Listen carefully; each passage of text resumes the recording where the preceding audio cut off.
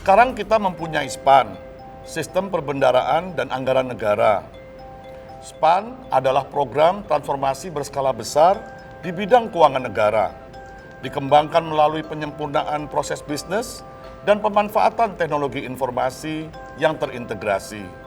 Lebih jauh tentang SPAN akan dijelaskan oleh Miss Pan.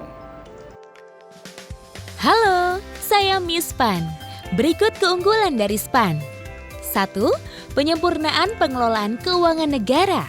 SPAN berbasis akuntansi akrual yang dikembangkan dengan penyatuan database pengelolaan keuangan negara, diakses secara real-time dan online untuk memudahkan pengguna. 2. Keamanan data. SPAN dijaga oleh pengamanan data mutakhir. 3. Peningkatan akuntabilitas dan transparansi. Semua jejak transaksi tercatat sehingga memudahkan proses audit. 4. Mendukung Go Green. SPAN menghemat penggunaan kertas sehingga turut melestarikan lingkungan. Itulah keunggulan-keunggulan dari SPAN. Sekarang, mari kita lihat proses bisnisnya. Alur kerja SPAN terbagi dalam 3 tahap. Perencanaan, pelaksanaan, dan pertanggungjawaban.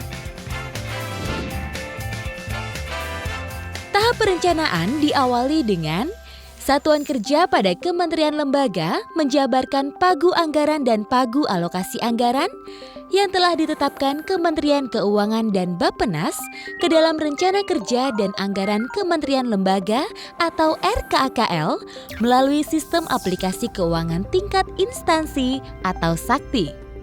Data RKAKL yang sudah disetujui oleh unit eselon 1 Kementerian Lembaga tersebut menjadi input pada modul budget preparation melalui aplikasi SPAN. Selanjutnya, Direktorat Jenderal Anggaran atau DJA menelaah data RKAKL. Data RKAKL yang telah disetujui kemudian dicetak menjadi himpunan RKAKL dan lampiran nota keuangan. Kemudian, lampiran nota keuangan dan himpunan RKAKL disampaikan ke DPR bersama rancangan APBN dan rancangan Undang-Undang APBN untuk dilakukan pembahasan dan ditetapkan menjadi Undang-Undang APBN. Setelah Undang-Undang APBN ditetapkan, pemerintah menetapkan pagu alokasi anggaran. Berdasarkan pagu alokasi anggaran tersebut, data RKAKL disesuaikan oleh kementerian lembaga dan diserahkan ke DJA melalui aplikasi SAKTI. Pemerintah kemudian menyusun Kepres rincian APBN. Atas dasar Kepres tersebut dibuatlah daftar isian pelaksanaan anggaran atau DIPA melalui aplikasi SPAN. Data DIPA tersebut diakses oleh kementerian lembaga dan merupakan input bagi aplikasi SAKTI untuk proses pelaksanaan anggaran. Dengan adanya DIPA menjadi dasar bagi satuan kerja untuk mengadakan perikatan dengan pihak ketiga.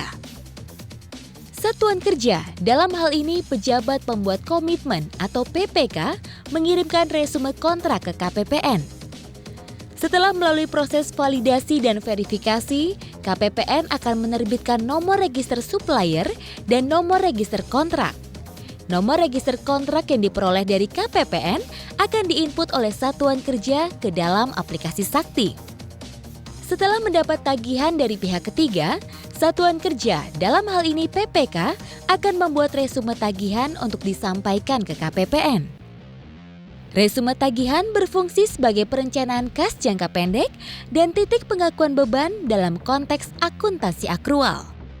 KPPN melakukan validasi, review, dan persetujuan terhadap resume tagihan untuk penerbitan nomor tagihan yang akan digunakan satuan kerja sebagai dasar pengajuan surat permintaan pembayaran atau SPP. SPP yang diajukan oleh PPK kepada petugas penandatanganan SPM diproses menjadi SPM dan disampaikan kepada KPPN.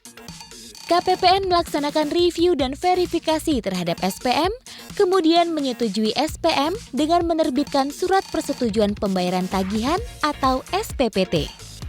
Pada saat jatuh tempo tagihan, KPPN akan menerbitkan SP2D.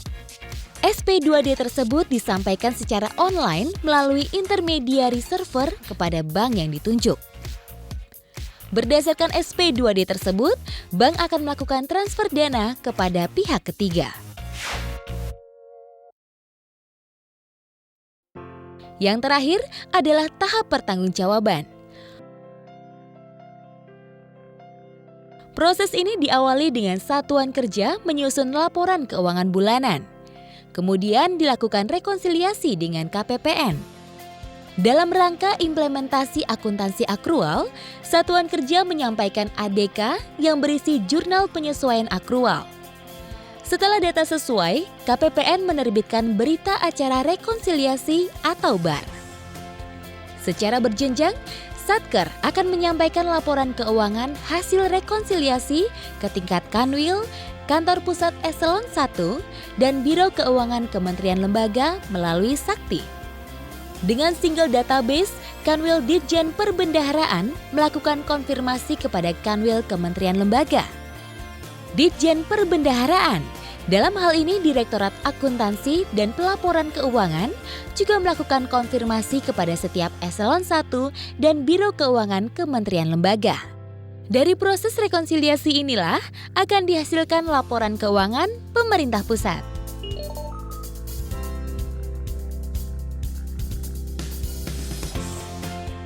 Demikianlah proses bisnis dari SPAN. Informasi lebih lanjut, klik www.span.depkeu.go.id. Terima kasih.